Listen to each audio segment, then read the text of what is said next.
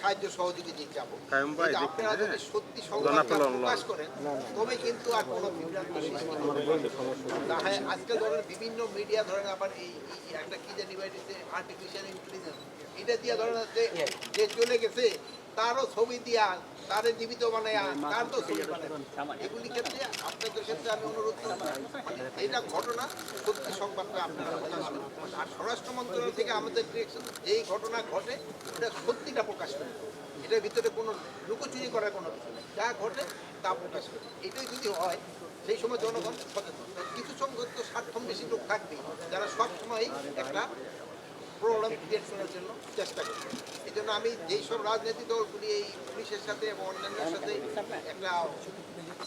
বিভেদ করার চেষ্টা করছে তাদের অনুরোধ করবো আপনারা নিজেরার ভিতরে আপনারা করবেন আমাদের সাথে তো রাজনৈতিক দলের কোনো বিভেদ থাকার কথা আপনারা কাজ করবেন আমাদের কাজ করবেন আমাদের কাজ হলো আইন শৃঙ্খলা রক্ষা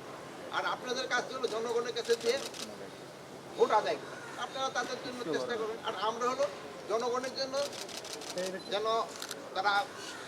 সুখে শান্তিতে থাকতে পারে ওটার ব্যবস্থা করার দায়িত্ব যেমন কোনো দোকান থেকে কোনো রকমের আইন শৃঙ্খলা পরিস্থিতির অবনতি না হয় এগুলো সেই ক্ষেত্রে আপনারা কিন্তু সবচেয়ে বড় ভূমিকা পালন করতে পারেন যদি আপনারা সত্যি সংবাদটা সবসময় প্রকাশ করেন আর এখন হলো কি মিডিয়া এত ভালো অবস্থায় আছে যে আপনারা কিন্তু সব জায়গার খবরই রাখেন খবরটা দিয়ে দিলে সাথে সাথে হয় সত্যি সংবাদ আপনারা ভালো থাকেন কথার সাথে আমি দ্বিমত করবো না যেহেতু আমরা সব অংশগুলি এখনো উদ্ধার করতে পারিনি আমরা অংশগুলি উদ্ধার করার চেষ্টা করছি এবং আল্লাহ দিলে ইলেকশনে আগে আরও অনেক অস্ত্র উদ্ধার হয়ে যাবে এবং ইলেকশনটা যেন আপনাদের সহযোগিতায় জনগণের সহযোগিতায় ভালোভাবে হতে পারে এই জন্য আমরা অবশ্যই চেষ্টা করবো আর ইলেকশনের কিন্তু এই আইন শৃঙ্খলা বাহিনী একটা স্টেক এটার মধ্যে সবচেয়ে বড় স্টেক হলো যারা ইলেকশনে অংশগ্রহণ করবে 2 নম্বর হলো আপনার ইলেকশন কমিশন তারপরে হলো প্রশাসন আর তারপরে হলো আমরা আইন শৃঙ্খলা বাহিনী এখানে সবচেয়ে বড় স্টেক হলো যারা ইলেকশন করবেন রাজনৈতিক দল বা ইভেন যারা হিসেবে ইন্ডিপেন্ডেন্ট হিসেবে করবেন তারা কিন্তু এখন তারা যদি সবাই সহযোগিতা করে আমাদের পক্ষে ইলেকশন করা কোনো অসুবিধা যদি আগে দেখেন মামলাগুলি অগ্রগতি কিন্তু অলরেডি কয়েকটা মামলা কিন্তু শুরু হয়ে গেছে আর প্লাস আরেকটা জিনিস হয়েছিল আপনারা ধরেন যে একটা হত্যা মামলায় হয়তো 20 জন আসামি হওয়া দরকার আপনারা ওখানে 200 আসামি এখন এই জন্য ইনভেস্টিগেশনের সময় বেশি দেয় তা আপনারই কিন্তু আমাদের সবসময় বলতে নিরাপদ ব্যক্তি যেন কোনো অবস্থায় শাস্তির আওতায় না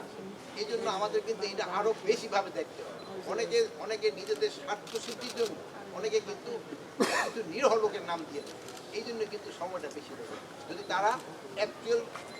আসামিদের নামটা দিত তবে কিন্তু এত সময় লাগে এরা একটা সত্যি মেসেজে দিয়েছে এখানে যারা বাংলাদেশি নাগরিক ওখানে আছেন তাদের তো আমাদের নিতে হবে আপনি হয়তো 10 বছর হোক বা 20 বছর হোক যদি আপনি ওখানে যেয়ে থাকেন বাট আপনি যদি আমাকে বাংলাদেশিও নিয়ে থাকেন বাট যারা রোহিঙ্গা তাদের আমরা অ্যাকসেপ্ট করতেছি তা রোহিঙ্গাদের আমরা ওখানে ফেরত পাঠাতেছি তারপরে আমরা তাদের বলতেছি যদি আমাদের এরকম কোনো বাংলাদেশি নাগরিকও থাকে ওখানে ওটা একটা নিয়ম আছে একটা প্রপার চ্যানেলে পাঠানো ওই চ্যানেলে পাঠাবেন আমরাও কিন্তু ওদেরও যারা এই আসতেছে ইন্ডিয়া আমরাও কিন্তু প্রপার চ্যানেলে পাঠাই বাট ওরা আপনি সত্যি কথা বলতে ওরা চ্যানেলে পাঠায় জঙ্গলে